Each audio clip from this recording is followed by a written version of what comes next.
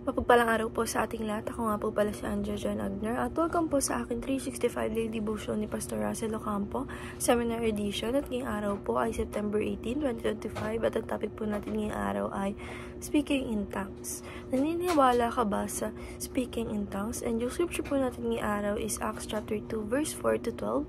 And sabi po dito sa ating concept na Speaking in Tongues is may dalawa pong concept. So yung first is glossolalia, is ecstatic speech, unintelligible and not a human language.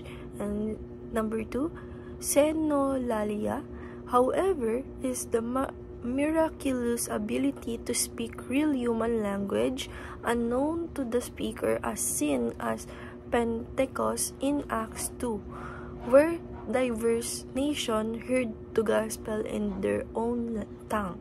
And just like po dito sa ating scripture na Acts chapter 2 verse 4 to 11, all of them were filled with the Holy Spirit and began to speak in our tongue as the Spirit enabled them.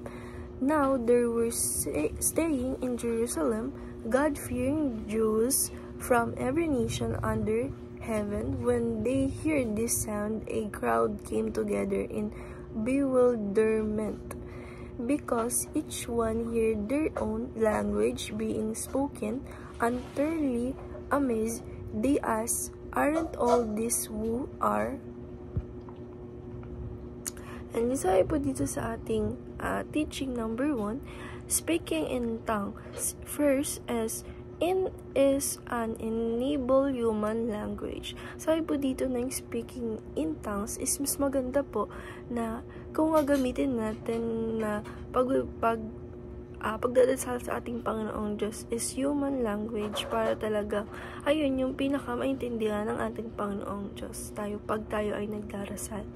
And teaching number 2, it requires interpretation. Sabi po kasi dito na yung dati daw po na yung mga nag-pray sa ating Panginoong Diyos, yung mga nagdadasal sa Kanya is yung mga salita talaga nila is ibang hindi siya human language or human language siya pero ibang lingwahe, kaya mayroon silang interpretation. And teaching number 3, it confirms the gospel for all nation. Sabi naman po dito na yung speaking in tongues, yung iba po talaga is enabled na, ayun, unenable, and yung iba unenable human language na nag-confirm ng gospel sa lahat ng nation.